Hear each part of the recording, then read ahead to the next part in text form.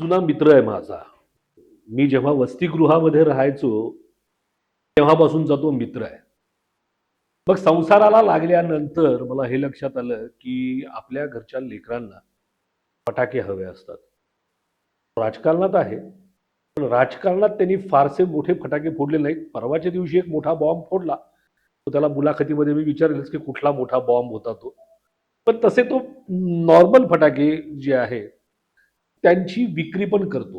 अर्थात छंद म्हणून, तो त्याचा व्यवसाय नाहीये. त्याचा व्यवसाय पोटा पाण्यासाठीचा वेगळा आहे. तो छत्रपती संभाजीनगर महानगरपालिकेमध्ये कधी काळी स्वीकृत नगरसेवक म्हणून सुद्धा निवडून गेलेला आहे. माझा जुना मित्र आहे, त्याच्यामुळे मी त्याच्याबद्दल बोलताना सुरुवातीला थोडा वेळ जास्त बोलणार आहे. कदाचित काही लोकांना त्रास होऊ शकतो की हा इतका वेळ का बोलतो, पण आपल्या माणसांबद्दल, आपल्या मित्रांबद्दल जास्तीत जास्त बोललं पाहिजे, जेणेकरून त्यांचं व्यक्तिमत्व आपल्याला समजून येईल. माझ्यासोबत माझा जुना मित्र गोपाल कुलकर्णी आहे, जो शिवसेना, उद्धव बाळासाहेब ठाकरे या गटामध्ये आणि मूळच्या शिवसेनेमध्ये गेले 30, 35, 38 वर्षांपासून सामान्य शिवसैनिक म्हणून काम करतो. गोपाल, प्रणाम. जय महाराष्ट्र. जय महाराष्ट्र. जय महाराष्ट्र करणार होता अशी एक बातमी तुझ्याबद्दल कळली होती, खरी आहे का? नाही, तसं काही नव्हतं ते. काय झालं होतं? माझा एक आपल्या दोघांचाही जुना एक मित्र आहे, मंगेश देसाई. तर मंगेश देसाई आणि मी एक दिवस असंच फोनवर बोलणं चालू होतं. तर तो मला म्हणतो, कुठे आहेस, काय आहेस? म्हटलं मी असं आहे. म्हणजे काय तू शिवसेनेमध्ये काम करतोय, तू एक काम कर, संजय शिरसाटांना जाऊन भेट म्हणा. म्हटलं ठीक आहे. मग मला थोड्या वेळाने पटवर्धन साहेबांचा फोन आला आणि मग मी बंगल्यावर गेलो शिरसाट साहेबांच्या. तिथं आमची चर्चा झाली, बोललो आम्ही. तर तिथं माझ्या जाण्याच्या अगोदर काही मीडियावाले होते. तर त्यांनी कदाचित विचारलं असेल प्रश्न. त्याच्या 2 दिवस अगोदर राजू वैद्य काहीतरी 1 दिवस अगोदर भाजपमध्ये गेले होते. तर त्यांना विचारलं, ते म्हणे गोपाळ पण माझ्याकडे येतोय, असं शिरसाट साहेबांनी सांगितलं असेल त्यांना. त्यांनी ते तिथून उठले, अंबादास दानवेंकडे आले आणि मला फोन यायला लागले, अरे गोपाल, तू तिकडे चालला, या पक्षात प्रवेश करतो, या पक्षात प्रवेश करतो. मला माहिती नाही अजून, मी तुम्हाला कसं सांगू? तुझं ठरलेलं नव्हतं? माझं ठरलेलं नव्हतं. मी विचारायला गेलो होतो. माझं ठरलेलं नव्हतं. जर माझा विषय असा होता की जर मला त्यांनी सांगितलं आणि त्यांनी बोलताना बोलून पण ताण दाखवलं की मी जर तुला कमिटमेंट देऊ शकत असेल तर तुला मी घेईल, तर तुझी 38 वर्षाची मेहनत वाया जाऊ देणार नाही, त्यांचे शब्द आहेत.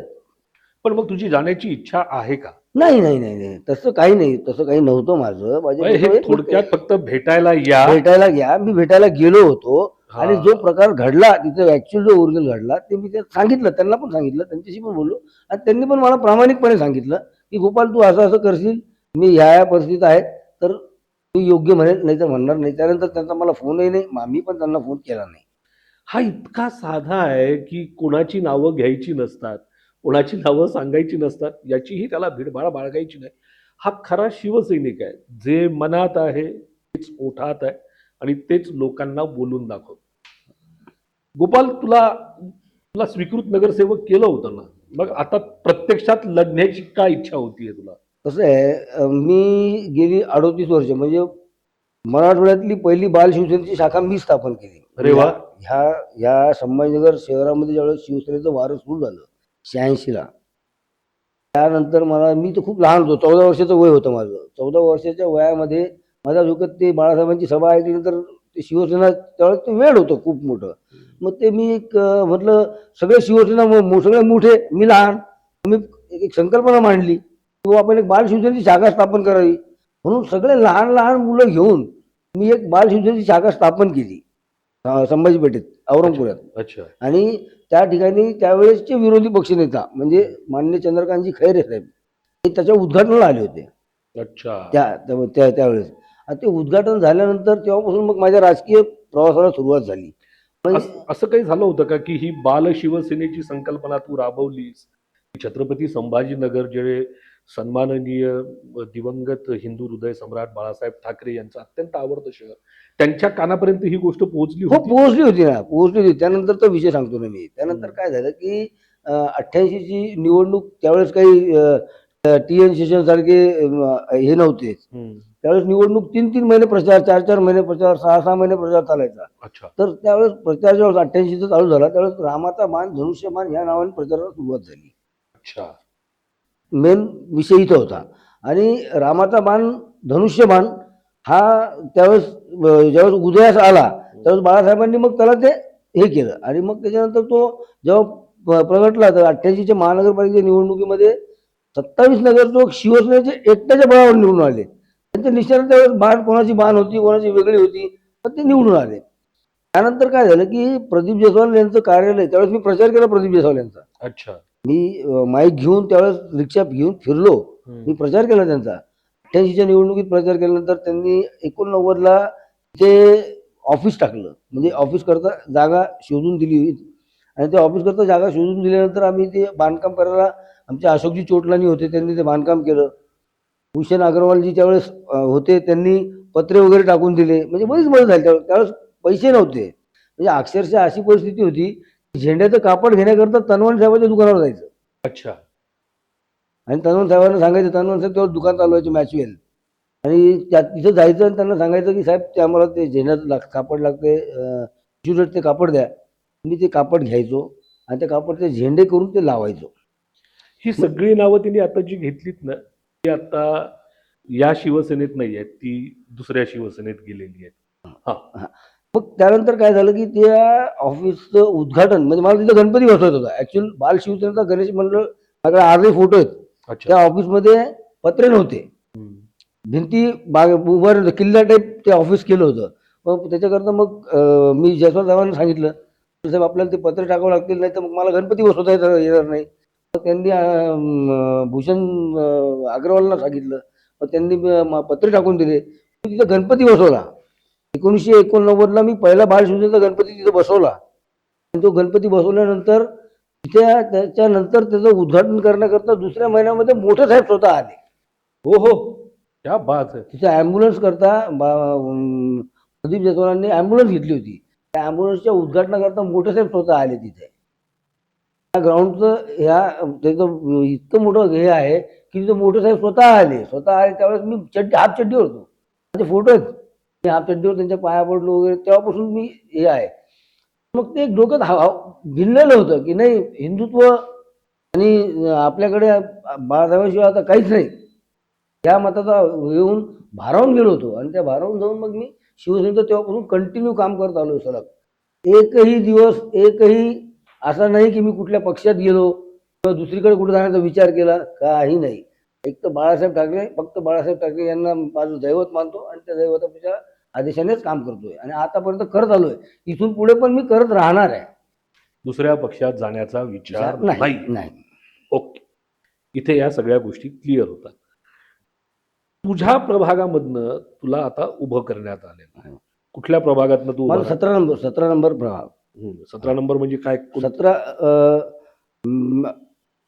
औरंगपुराचा काही भाग आहे. त्यानंतर नागेश्वरवाडी, समर्थनगर आणि कोटला कॉलनी, बाबा पेट्रोल पंप ते म्हाडा कॉलनी, त्यानंतर पुष्पनगरी, नंतर भडकल गेट, असा हा पूर्ण परिसर त्याच्यामध्ये आलेला आहे प्रभाग क्रमांक 17 मध्ये. त्याच्यामध्ये प्रभाग क्रमांक 17D हा सर्वसाधारण पुरुष आहे, त्यामधून मी उभा आहे. ज्या भागामध्ये तू राहतोस त्या भागाची महत्वाची समस्या जी आहे ती पार्किंगची तर आहेच. पार्किंगची आहे, पण गेली अनेक वर्ष तिथे एक भाजी मंडी निर्माणच होऊ शकत नाहीये. तू आता नगरसेवक झाल्यानंतर त्याच्यामध्ये काही पुढाकार घेणार आहेस का? ती भाजी मंडी बांधून देणार? भाजी मंडी बांधण्याच्या उद्देशाने याच्या अगोदर पण मी नगरसेवक असताना तेव्हा MB पाटील म्हणून जे बिल्डर होते त्यांना देण्यात आली होती ती. मी त्यावेळेस नगरसेवक होतो. त्या ठरावावर माझ्या पण सह्या आहेत तिथं. त्याच्यानंतर तिथं मी बांधकामाला सुरुवात झाली, पण बाजूच्या काही लोकांनी त्याच्यावर ऑब्जेक्शन घेतल्यामुळे ते इतकी दिवस रखडलं होतं. आता ते कंप्लीट झालेलं आहे. त्याचा पाठपुरावा मी पण स्वतः केलेला आहे आणि बाकीच्या बऱ्याच लोकांनी त्याचा पाठपुरावा केलेला आहे. म्हणजे नेत्यांनी पण केलाय, असं नाही मी एकट्यानेच केला, नेत्यांनी पण केलाय. आणि आता ॲज अँड डेट ते पूर्ण ओके, रेडी पोझिशन आहे. फक्त ते द्यायचे काही अडचणी आहेत. त्या महापालिका आता निवडणूक झाल्यावर देतील. काय अडचणी आहेत साधारणतः त्याच्यामध्ये ज्या लोकांना अगोदर खाली करून घेतले होते गाळे, लोकांचे गाळे त्यांना द्यावं लागणार. भाजी मंडीचे जे बनवलेले वरचे जे आहेत ज्यांच्या लोक त्यांना आता बाजूला जागा देण्यात आलेली आहे, ती जागा परत त्यांना द्यायची आहे, तर त्याची प्रोसिजर चालू आहे. ती प्रोसिजर झाली की तिथे भाजी मंडी चालू होणार. कधीपर्यंत साधारणतः मला वाटतं निवडणूक झाल्यानंतर 2-3 महिन्यामध्ये व्हायला पाहिजे. व्हायला हो. पाहिजे? अजून कुठले कुठले प्रश्न तुझ्या प्रभागात आहेत असं नाही, माझ्या प्रभागामध्ये सगळ्यात मोठी समस्या आहे ती पार्किंगची. करेक्ट. पार्किंग आहे, एसबी संस्थेची पार्किंग आहे, ते आहे, पण ते प्रोफेशनल आहे, म्हणजे ते प्रायव्हेट पार्किंग आहे. पण पे अँड पार्क महापालिकेची पार्किंगची तशी व्यवस्था नाहीये. त्याच्याकरता माझ्या डोक्यामध्ये आयडिया आहेत, बऱ्याचशा मी त्या करून ठेवल्यात, की अशा शहर एरिया भागामध्ये पार्किंगची एक व्यवस्था व्हावी. त्याकरता मी हे केलेलं आहे. आता माझ्या निवडणूक जाहीरनाम्यामध्ये मी ते टाकणार आहे. त्यानंतर माझ्याकडे जेवढा स्लम एरिया आहे जितका आहे, आता माझं कार्य तसं बघायला गेलं तर फक्त औरंगपुरापुरतं नाही आहे, माझं कार्य शहरभर आहे. पण माझं कसं आहे, मी औरंगपूर झालं, नागेश्वरवाडी झालं, त्यानंतर समर्थनगर झालो, कोटला कॉलनी झालो, माझं लहानपण ह्या प्रभागात गेलेलं आहे. मी लहानचा मोठा इथंच झालो आहे. त्यामुळे मला कोणी ओळखत नाही किंवा मी कोणाला ओळखणार नाही अशातला विषय नाही आहे. हा ठीक आहे, इनकेस असू शकतं, प्रेसिजच्या बाजूला देशपांडे राहतात, मी त्यांना ओळखू शकत नाही, पण प्रेसिज तर मला ओळखतो. करेक्ट. महत्वाचं आहे. तसं माझे सगळीकडे संबंध आहेत. त्यामुळे मी निवडणुकीला इच्छुक होतो आणि मी माझ्या पक्षाला विनंती केली, त्यांनी माझ्यावर जिम्मेदारी टाकली आहे. मला सांगितलंय की तू उभा राहा. मी आज फॉर्म सुद्धा भरलाय. ठीक आहे, एबी फॉर्म अजून दिला नाही आहे, ती गोष्ट वेगळी, पण मला सांगितलं फॉर्म भर, मी फॉर्म भरलाय. पार्किंगच्या खूप मोठ्या समस्या आहे आणि पे अँड पार्क या धर्तीवर जर महानगरपालिका काम करायला इच्छुक असेल, की तुमच्याकडे पार्किंग नाहीये पण तुम्ही महिन्याचे एवढे पैसे महानगरपालिकेला द्या आणि तुमची गाडी इथे लावा, तर हे चूक आहे की बरोबर आहे? नाही, हे बरोबर आहे, पण त्याकरता रोडवर जागा नको. रोडवर जागा नको. काय माहितीये का, की साधारणतः 2010ला महापालिकेची निवडणूक जेव्हा झाली होती त्यावेळेस मी इच्छुक होतो. मी स्वतः उभा राहिलो होतो. माझा वॉर्ड ओपन होता. ओपन वॉर्डमध्ये मला माझ्या पक्षाच्या नेत्यांनी, शिवसेना भाजपची युती होती, त्यांनी मला विनंती केली, मला सांगितलं की बाबा तू वापस घे, स्वीकृत नगरसेवक करतो, आणि अनिल मकरी यांना ओबीसीतून ओपनमध्ये उमेदवारी दिली. माझं म्हणणं हेच आहे की ओपनमधून ओपनने जेव्हा ओबीसीची कॅटेगरी तुम्हाला दिलेली आहे, तर मग तुम्ही ओबीसी मध्येच लढव ना. तुम्ही ओपनमध्ये काय इच्छुक असावं? तरी पण मी त्यावेळेस माघार घेतली, स्वीकृत नगरसेवक पण झालो. स्वीकृत नगरसेवक झाल्यानंतर स्वीकृत नगरसेवकाला ॲज अ तुमच्या बजेटमध्ये टाकता येत नाही, तरी मी बजेटमध्ये कामं टाकून 1.5 कोटी रुपयाची कामं त्यावेळेस करून घेतली आहे. मी माझ्या एरियामध्ये एक संकल्पना राबवली. एक विहीर होती जुनी, 1973-72च्या दुष्काळामध्ये त्या विहिरीचं पाणी लोक पित होते. तर त्या औरंगपुरामध्येच आहे ती. तर ते विहिरीला पाणी खूप होतं आणि ती बुजवायची नव्हती, आणि तिथं त्याला त्या काळामध्ये कुच्चर ओटा म्हणायचे. म्हणजे खूप आधीची गोष्ट आहे. तिथं ती जागा महापालिकेची मला आढळली की बाबा ही एवढी जागा महापालिकेची आहे, तिथं युटिलाइज कसा करावा. मी काय केलं की त्या विहिरीच्या वर किशनचंद तनवानी आमदार होते त्यावेळेस, त्यांच्याकडून काही निधी, काही माझा निधी असा मिळून मी तिथं 2 मजली सभागृह उभारलं. आणि विहिरीला आतमध्ये सबमर्सिबल मोटर टाकून 3 गल्ल्यांना पाणी 2 तास त्या नळातून जाईल याची व्यवस्था केली. कारण तो काळ दुष्काळाचा होता. आता त्यानंतर पाऊस पडला, पाणी यायला लागलं, ते ठीक आहे, पण त्यावेळेस पाणी नव्हतं. मग त्याच्याकरता ती संकल्पना राबवली की प्रत्येकाच्या घरात नळ दिला, 2 तास वापरायचं पाणी मिळणार. सकाळी भले प्यायचं आपल्याला 1 वेळ भेटेल, पण वापरायला तर पाणी लागतं ना लोकांना. मग त्याच्याकरता ती आपण व्यवस्था केली आणि 2 मजली सभागृह बांधलं. तसंच दुसरं काम केलं आपण, पैठण गेटला. पैठण गेट हा स्लम एरिया होता, पण मी नगरसेवक नसताना 2010 ते 15 पर्यंत मी नगरसेवक होतो. 15ला माझा वॉर्ड SC झाला. 15 पासून 25 पर्यंत मी 10 वर्षामध्ये, आता माझ्या माघारी आपण जाऊन तेच बघितलं तरी, ते सिमेंटचे रोड, रस्ते सगळ्यांकडून घेतले. मी असं नाही म्हणत की मी भागवत साहेबांकडून रस्ता घेतला. मी स्मार्ट सिटी अंतर्गत रस्ता टाकून स्मार्ट सिटीचा रस्ता बनवून घेतला. त्याच्यानंतर मी महापालिकेला माझ्या स्वतःचं पत्रव्यवहार करून एक रोड महापालिकेकडून करून घेतला. वॉटर लाईन टाकली, ड्रेनेज लाईन टाकून घेतली.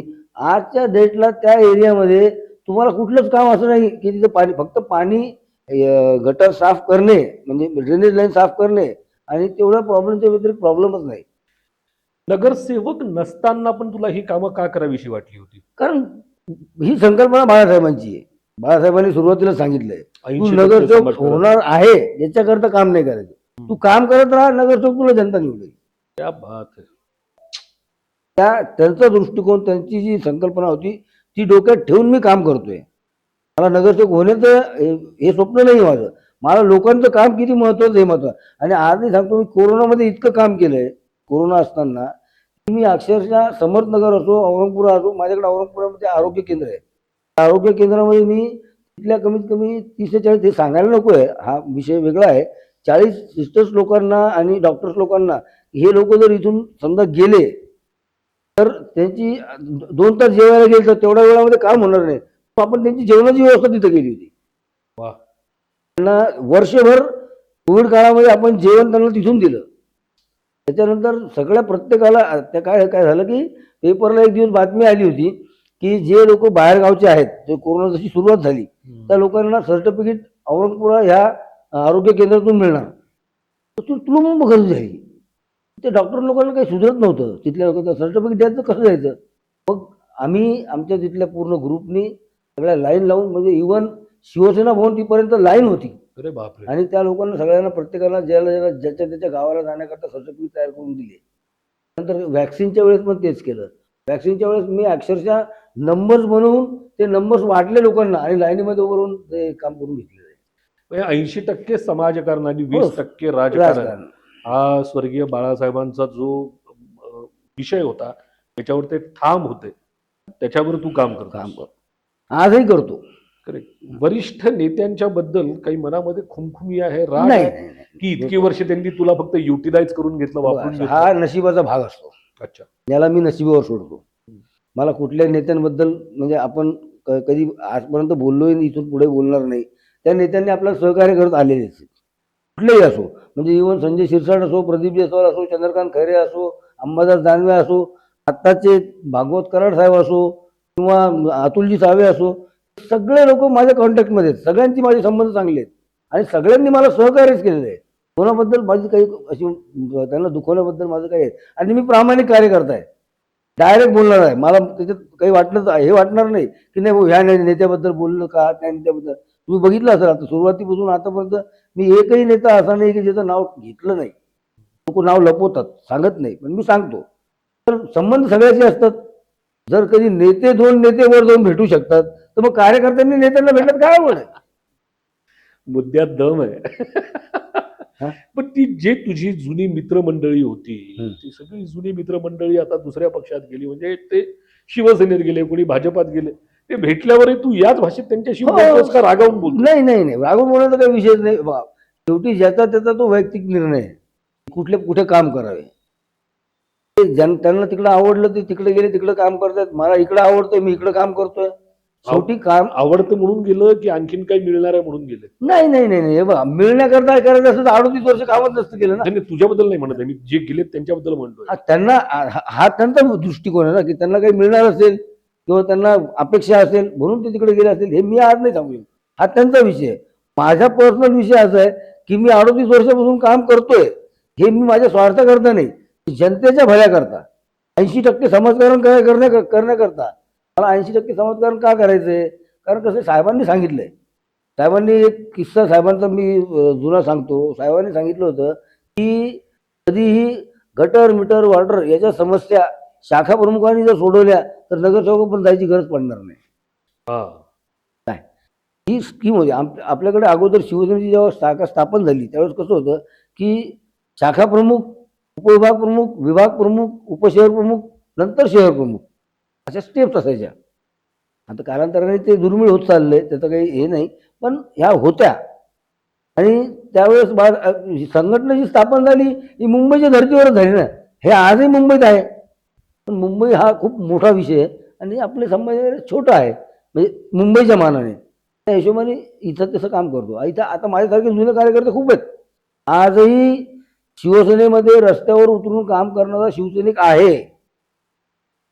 पण मग त्यांना हे तुमचे नेते मंडळी शोधू शकले नाहीत का, बांधून ठेवू शकले नाहीत का? नाही, कसं असतं माहिती आहे का, की आता समजा मी माझं उदाहरण सांगतो. मी माझा व्यवसाय जो आहे तो व्यवसाय बाहेर फिरून राजकारण हँडल करण्यासारखं आहे, असं आहे. त्यामुळे मी दोन्ही कामं करू शकतो. पण काही लोकांची अडचणी असतात की ते समजा जो आज कंपनीत लागला तर त्याला 8 तास 10 तास कंपनीत वेळ द्यावा लागतो, तो रोडवर उतरून कसं काम करणार? आता माझ्याकडे औरंगपुरामध्ये काही दाबेलीवाले किंवा वडापावच्या गाडीवाले असे बरेच आमचे मित्र आहेत, म्हणजे लहानपणापासून माझ्यासोबत राहिलेत. त्यांचा धंदा आहे तो. धंदा आहे. मी त्यांना कधी म्हणत नाही तुम्ही माझ्यासोबत चला, माझ्या मला काय काय करून नाही. मला म्हणतात भाऊ तुम्ही उभं राहा, आम्ही मतदान तुझं करू, त्या दिवशी आमची गाडी बंद ठेवू, पण काम तुझ्याकरता करू. याचं कारण काय, ह्या लोकांना पोटा पाण्याला मी लावलं, म्हणजे त्यांच्याकरता व्यवस्था कर. मी काही त्यांना दिलं नाही काढून, त्यांचे स्वतःवर उभे राहिले. पण त्यांना सांगितलं अरे बाबा काय करतो, उभा राहा, कर काहीतरी. हा माझा सुरुवातीपासून स्वभाव आहे. आणि मी कधी कोणाशी खोटं बोलून किंवा कोणाशी हे करून पैसा कमवण्याच्या मार्गाने मी गेलो नाही. मी 5 वर्ष नगरसेवक होतो. माझ्या बरोबरचे 5 वर्ष नगरसेवक असणारे बरेचसे नगरसेवक आज बंगल्यामध्ये राहतात. मी आजही भाड्याच्या घरात राहतो. तुला हा पुढचा प्रश्न विचारणारच होतो की जो सच्चा कार्यकर्ता असतो तो सच्चा कार्यकर्ता अजूनही टू व्हीलरवर किंवा स्वतःच्या पायांवर हो. भाड्याच्या घरामध्ये राहतो. हो. मात्र काही माणसं मोठी होतात तर या सच्च्या कार्यकर्त्याला मोठं करा हे जे साहेबांचं तत्व होतं ते पाळल्या जात नाही का? नाही, आता कसं असतं की कार्यकर्ते काही 1, 2, 4 नसतात. कार्यकर्ते असंख्य असतात. नेत्यांपर्यंत सगळ्यांनाच पोहोचणं शक्य होत नाही. आता मी माझंच उदाहरण सांगतो तुम्हाला. 88ला ज्यावेळेस मी 88-89ला ज्यावेळेस मी शिवसेनेची शाखा स्थापन केली त्यावेळेस बाळासाहेबांची म्हणजे अचानक मला ते दर्शन, साहेबांचं दर्शन होणं म्हणजे खूप मोठी गोष्ट होती माझ्याकरता. आजही अंगावर काटा येतो माझ्या. तर त्यानंतर ते मला झालं. ते प्रत्येक शिवसैनिकाला होईल असं गरजेचं नाही. करेक्ट आहे. प्रत्येकाला होईल असं नाही आहे. त्यानंतर 2007ला दलालताई उपमहापौर होत्या. लताताई दलाल. हां. आणि आम्ही मी उपशहरप्रमुख होतो शिवसेनेचा त्यावेळेस. तर आम्हाला दलालताईंना सांगण्यात आलं होतं की मुंबईच्या प्रचाराला या. मुंबईमध्ये महानगरपालिका निवडणूक होती. उद्धवजींच्या नेतृत्वामध्ये ती पहिली निवडणूक होती. मग आम्ही गेलो होतो मुंबईला. मुंबईला गेलो, मग आता मुंबईला गेलो साहेबांना भेटावं आपण, अशी ताईंची इच्छा होती, माझी पण इच्छा होती. मग आम्ही मातोश्रीवर गेलो. मातोश्रीवर भेट घेण्याकरता गेलो तर साहेबांची तब्येत थोडीशी खराब होती. तर त्यांची आमची काही कारणास्तव भेट नाही झाली. त्यांनी सांगितलं की तुम्ही जा संभाजीनगरला वापस, प्रचार आता संपला आहे, तुम्हाला फोन करून सांगण्यात येईल तुम्ही या म्हणून. 8 दिवसानंतर अचानक ताईंचा फोन मला आला. गोपाल मातोश्रीहून फोन आला, आपल्याला साहेबांना भेटायला जायचंय. अरे वा. माझं साहेबांना भेटायला जायचं, ताबडतोब उद्या भेटायचंय, आज निघायचंय. शक्यता फार कमी होती. ताई म्हटलं की आपण विमानाने जाऊ. तर माझ्या आयुष्याचा पहिला क्षण विमानात बसायचा. मी कधी विमानात बसलो नव्हतो. मी सामान्य कार्यकर्त्यांनी कधी विचारच नाही केला ना. ताईंमुळे आणि साहेबांमुळे विमानात बसणं सुद्धा मला शक्य झालं. त्यानंतर बरेचसे प्रवास मी केलेत.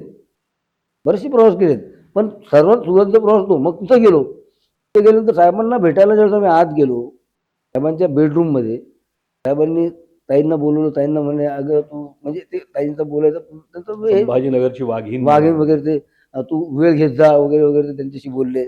आणि मग ताईंनी माझी ओळख करून दिली. हा बालशिवसेनेपासून काम करतो साहेब, तुमच्यासोबत याचे असे असे फोटो आहेत.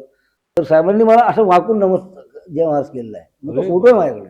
अरे बापरे. तो फोटो म्हणजे साहेबांनी, मी जो बुके साहेबांना द्यायला घेऊन गेलो होतो तो इतका भारून गेलो की मी तो बुके घेऊन वापस आलो. आणि बाहेर आल्यानंतर माझ्या लक्षात आलं आपण बुके दिलाच नाही. मग मी पुन्हा आत गेलो. म्हणजे साहेबांचा दबदबा एवढा होता, साहेबांना भेटणं शक्य नव्हतं त्या काळातही. आणि म्हणजे जोरपर्यंत होते तेवढपर्यंत साहेबांचं वरती साहेब होते. साहेबांच्या पलीकडे काहीच नाही. हे जेवढे नेते आज तुम्ही नावं घेतले जातात, जेवढे मोठे झालेत, ते फक्त बाळासाहेबांमुळे. त्याच्यामुळे तू म्हणतोयस असं की प्रत्येक कार्यकर्त्याला बाळासाहेबांना भेटण्याचं जसं भाग्य लाभलं नाही तसं प्रत्येक कार्यकर्त्याला मोठंही होता आलं नाही किंवा नेत्यांकडनं ते राहून गेलं. हा. तुझ्या प्रभागामधली पार्किंग ही एक मोठी समस्या असं तू सांगितलं. औरंगपुराच्या भाजी मंडीबद्दल आपण बोललो. वॉटर गटर मीटर तर तू केलेलंच आहे, असं करतो पण आहे. प्रामुख्याने लक्षात आलेल्या समस्या कुठल्या? सगळ्यात प्रामुख्याने जो आहे ना की आपल्याकडे शहरातच प्रॉब्लेम आहे, तो फक्त माझ्या एरियातच नाही. पाण्याचा सगळ्यात मोठा प्रश्न आहे. आता माझ्याकडे SB कॉलनी सारखी स्टँडर्ड कॉलनी आहे, प्रथम सैनिक कॉलनी सारखी एवढी चांगली कॉलनी आहे, गोकुळवाडी सारखा चांगला एरिया आहे. तिथे पाण्याची वेळ सकाळी 6ला 5ला सांगतात आणि पाणी संध्याकाळी 5ला येतं. लोकांनी कसं करावं? मला इतके मेसेज, इतके फोन असतात, मी अक्षरशः दर 10 मिनिटाला त्याचा फॉलोअप ग्रुपवर टाकत असतो की मी त्यांना बोललोय प्रेशर वाढवा, प्रेशर वाढेल, प्रेशर वाढल्यानंतर पाणी येईल. पाणी सोडवायचा प्रयत्न बिलकुल करतोय आणि इमानदारीने करतो. मला त्याच्यात स्वार्थ नाही. माझा स्वार्थ म्हणजे आता निवडणूक लागली आहे, निवडणूक आता लागली, मी काम मागील 15 वर्षापासून करतोय. आणि एसबी कॉलनीच्या लोकांना किंवा यांना तर हा प्रॉब्लेम पाण्याचा मागील 10 वर्षापासून आहे, आजचा नाही आहे. पण का नाही सुटला गोपाल हा पाण्याचा आता प्रॉब्लेम? कसं आहे की काही गोष्टी अशा असतात की आता अधिकाऱ्यांना आम्ही आमच्या हातात काय असतं की आम्ही अधिकाऱ्यांना बोलू शकतो.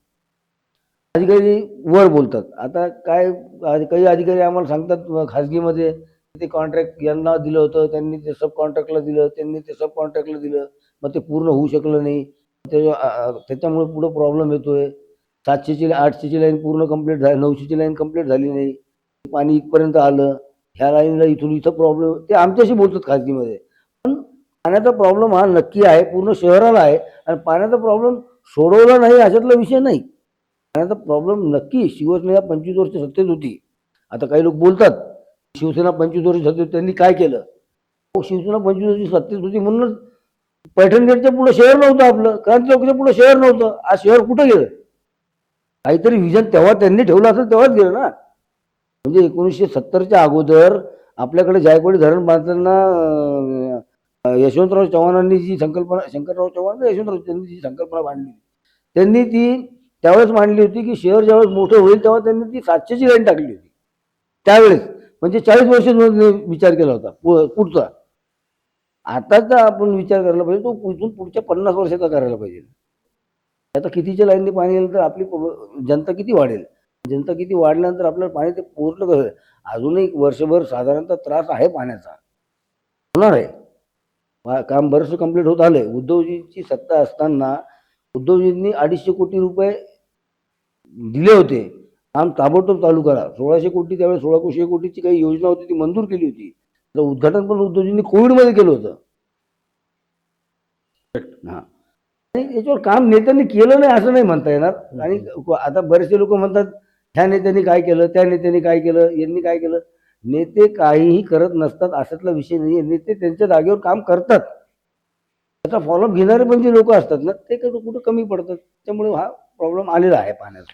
तुझ्या प्रभागामध्ये विद्यार्थ्यांची संख्या खूप जास्त, खूप खूप. सो विद्यार्थ्यांसाठीचं काही विजन आहे तुझ्या डोक्यात? विद्यार्थ्यांसाठीचं विजन म्हणजे बघा, एसबी कॉलेज माझ्या प्रभागात आहे, त्यानंतर विवेकानंद आहे. आता मोठमोठी कॉलेजेस आहेत, यांचे विद्यार्थी प्लस माझ्याकडे अभ्यासिका खूप आहेत. करेक्ट. आणि क्लासेस खूप आहेत. यांच्याकरता यांची पार्किंगची व्यवस्था त्यांची त्यांच्या प्रायव्हेट त्यांच्या याच्यावर ते करतात, त्याचा काही प्रॉब्लेम नाही आपल्याला. आणि त्यांच्याकरता आपण, मी जसं आता तुम्हाला सांगितलं की मी 2 मजली सभागृह बांधले, तिथं काही विद्यार्थ्यांना मध्यंतरी अभ्यासिका टाकून दिली होती फ्रीमध्ये. अरे वा. हा, फ्रीमध्ये तुम्ही अभ्यासिका हे करा, अभ्यास करत राहा. अशा संकल्पना बऱ्याच आहेत. पण आता कसं आहे की माझ्या हातातच काही नाही आणि मी काहीच करू शकत नाही. जेव्हा मला जनता स्वीकारेल, जेव्हा मला जनता निवडून देईल, त्यावेळेस हे जेवढे काम आहेत तेवढे करण्याचा प्रयत्न 100% प्रयत्न करणार. तुझ्या हातात काहीही नसताना आपण उभारलेल्या इमारतीमध्ये अभ्यासिका टाकावी असं का डोक्यात आलं तुझ्या?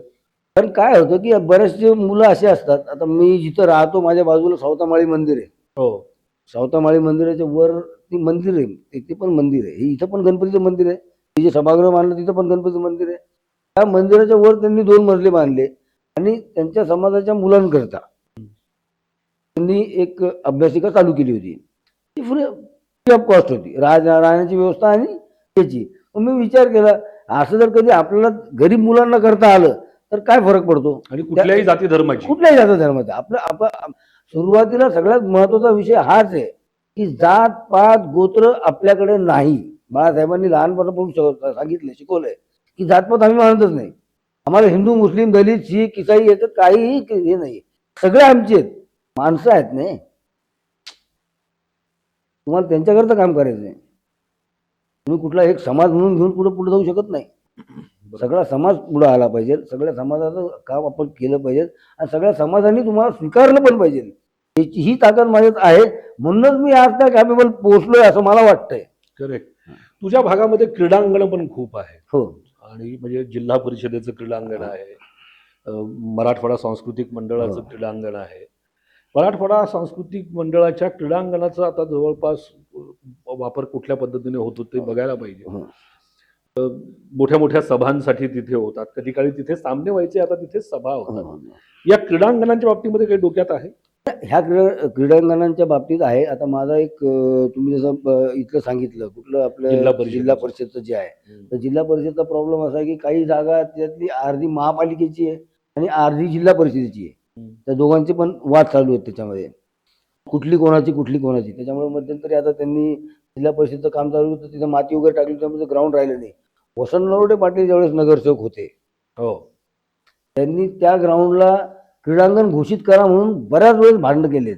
त्यानंतर मी स्वतः नगरसेवक असताना वसंतरावने सांगितल्याप्रमाणे तो प्रश्न सुद्धा मी सभागृहात मांडला होता की शहरात ग्राउंडच नाही ना हो, शहरातल्या लोकांनी जायचं कुठं. आणि तिथलं अजिंठा क्रीडा मंडळ किती अजिंठा क्रीडा मंडळ प्रसिद्ध होतं आणि त्या अजिंठा क्रीडा मंडळ आता आज जागा नाही. दुसरी गोष्ट अशी आहे की तिथे जो जिथे गणपती विसर्जन करतो आपण तिथला जो भाग आहे विहिरीच्या बाजूला, त्याच्या एक्झॅक्ट बाजूला आता खो खोच्या स्पर्धा वगैरे जे आहेत ते अजिंठा क्रीडा मंडळाच्या दृष्टिकोनातून चालतात. जर थोडी जागा होती तिथे घेतले, त्याच्या इकडच्या साईडला थोडी जागा आहे. आता विचार चालू आहे तिथे आपण जसं विकासजी जैन जे आहेत त्यांनी त्यांच्या एरियामध्ये जे ट्रॅक बांधला नाही, ट्रॅक करून घेतलेला आहे, सिंथेटिक ट्रॅक. त्याप्रमाणे ट्रॅक करून तिथे एक जे वयस्कर लोक आहेत त्यांना फिरण्याची जागा, जॉगिंग पार्क वगैरे असं थोडी जागा आहे तिथे. जागा कमी पडेल पण थोडंसं करता येईल ऍडजस्टमेंट, पण ते होईल असं माझं संकल्पना माझ्या डोक्यामध्ये आहे, पण ते मी करणार आहे. मला हाच प्रश्न पुन्हा वारंवार राहून तुला विचारावा असा वाटतो की नव्हताच तू, कुठल्याही पदावर नव्हतास, काहीही नव्हता, तरीही डोक्यामध्ये सातत्याने फक्त लोकांसाठी काम करायचं हे कसं काय येतं?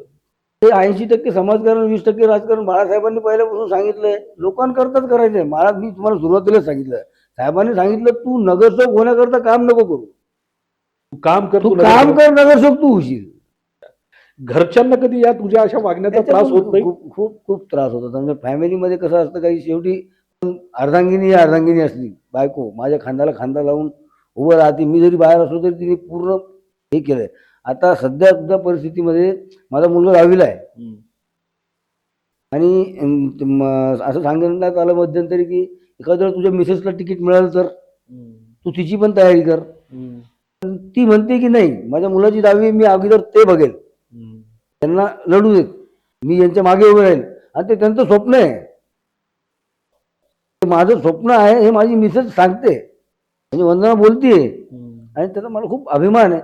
आणि तिच्यासारखी बायको मिळाल्यामुळेच मी आज इथपर्यंत आहे, नाही तर संसार करणं आणि राजकारण करणं शक्य नाही.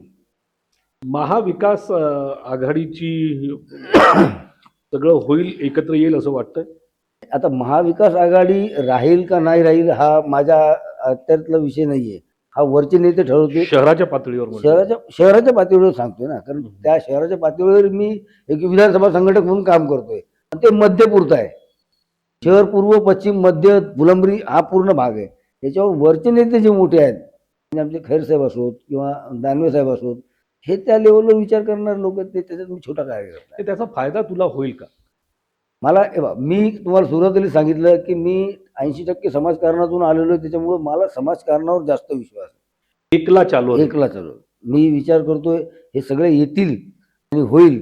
मला आता मनसेची युती झालेली आहे, मनसेचे मतदार असेल नसेल पण ते लोक आहेत. बाळासाहेबांच्या काही भूमिका राजसाहेब मांडतायत, राजसाहेबांना ते आहेत. उद्धव साहेब करतातच, पण राजसाहेब आणि उद्धव साहेब आता एकत्र आल्यामुळे त्यांना अजून जास्त भर पडेल आणि आमच्यासारख्या कार्यकर्त्याला त्याचा नक्की फायदा होईल असं मला वाटतं. भविष्यामध्ये काय करायचं विचार ठरवलायस?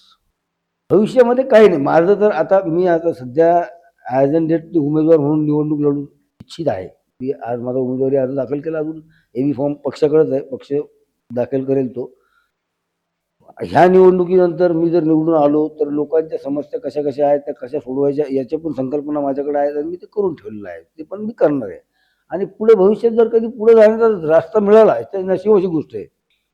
आता काही लोक असे आहेत राजकारणामध्ये जे काहीच नव्हते, ते आज कुठल्या कुठे आहेत. आता माझे घरचे लोक मला बोलतात तुम्ही काहीच कमवलं नाही आयुष्यामध्ये, काय केलं. माझा मुलगा म्हणतो बाबा तू काय केलं, तू एवढे 38 वर्ष घातले पण तुझं काय भवितव्य काय पुढं. की आज मी माझ्या स्वतःच्या पायावर उभा आहे म्हणून मला त्याचं काही हे नाही आहे, पण मला वाटतं की नाही साहेबांनी मला खूप दिलंय आणि मी सॅटिस्फाईड आहे. क्या बात है यार. कलेच्या क्षेत्राकडे महानगरपालिकेचं दुर्लक्ष होतं. कलाकारांसाठीची काय भूमिका आहे तुझी? कलाकारांसाठीची भूमिका म्हणजे असं आहे की जशी जी तुम्हाला आठवत असेल आपल्याकडे एकांकिका व्हायच्या महानगरपालिकेच्या दृष्टिकोनातून. महापौर चषक महापौर एकांकिका चषक स्पर्धा. आपण घ्यायचो. महापौर त्यावेळेस त्या एकांकिकामध्ये मी स्वतः लेखक बनून एकांकिका लिहून केलेली आहे. काय महापौर जे आपण हे मला वाटतं साधारणतः अमित वांगीकर होता त्यावेळेस. Correct correct. अमित वांगीकर 97-98च्या काळात 97-98च्या काळाची गोष्ट आहे. मला वाटतं आपण त्या कॉलेजचा पिरियडच होता. कॉलेजचा तुम्ही मी सोबतच आपण त्या कट्ट्यावर बसलेलो असायचो तिथे पण आठवतं मला. तर त्यावेळेस ज्या संकल्पना आहेत त्या नाट्यगृहाचं नाटकाकरता प्रोत्साहन मिळण्याकरता आणि हे जे नाट्यगृह आता आपण प्रायव्हेटिझम करतोय न करता एखादं नाट्यगृह अजून उभं राहावं आणि ते फ्री ऑफ कॉस्ट आपल्या जे कलाकार आहेत यांना द्यावं अशी माझी स्वतःची तळमळ आहे. तर मी त्याच्यातून त्या क्षेत्रातून पण मी बाहेर आलोय. हा इतका साधा, हा इतका सरळ, हा इतका सोपा आहे.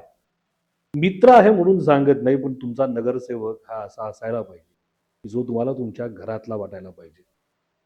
मित्रा तुला मनस्वी शुभेच्छा. इतकाच निर्मळ राहा, इतका छान राहा, असाच राहा. एक दिवस या शहराचा महापौर बन अशी परमेश्वर चरणी प्रार्थना करतो. Thank you very much. Uddhav Balasaheb Thackeray गटाच्या तिकिटावर तू निवडणूक लढवतोय त्याची निशाणी मशाल आहे. माझ्या मित्राचं नाव गोपाल कुलकर्णी. जय जय महाराष्ट्र. महाराष्ट्र.